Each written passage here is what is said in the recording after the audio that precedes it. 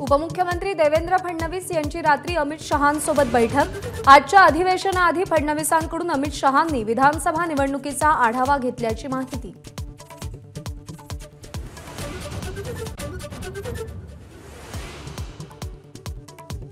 अजित पवारांच्या बैठकस्थळी मोठा गोंधळ, नागरिकांची अजित पवारांना भेटण्यासाठी झुंबड।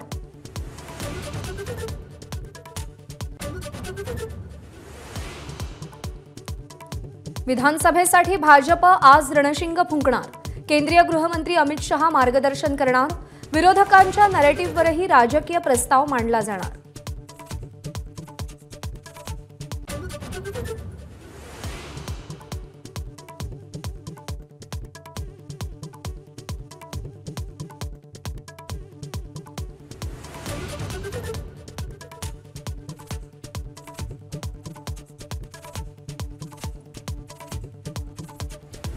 विधानसभा निवडणुकांच्या पार्श्वभूमीवर शरद पवार ॲक्शन मोडमध्ये, पायाला भिंगरी लावून दौंडमध्ये मेळाव्याचं आयोजन।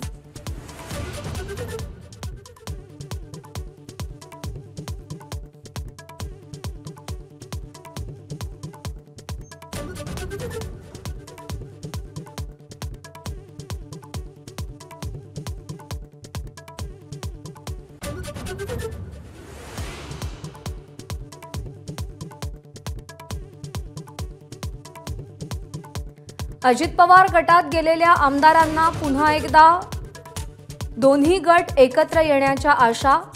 अण्णा बनसोडे यांची एबीपी माझाला प्रतिक्रिया।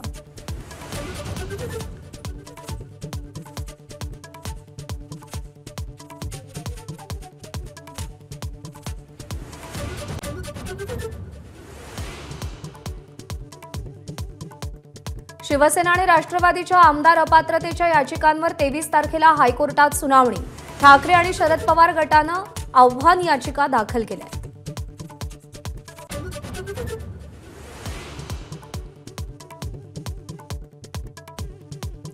सिंधुदुर्ग जिल्ह्यात पुन्हा मुसळधार, कणकवली, सावंतवाडी, कुडाळमध्ये पावसाची हजेरी कायम। जिल्ह्यातल्या 2 मध्यम आणि 20 लहान धरणांमधून विसर्ग सुरू।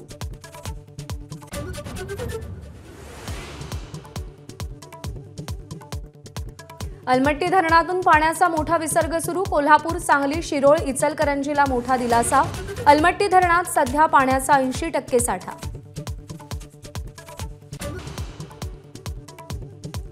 देशभरात गुरुपौर्णिमेचा उत्साह, राज्यातील दत्त मंदिरांसह शिर्डी, अक्कलकोट आणि शेगावमध्ये भाविकांची मोठी गर्दी।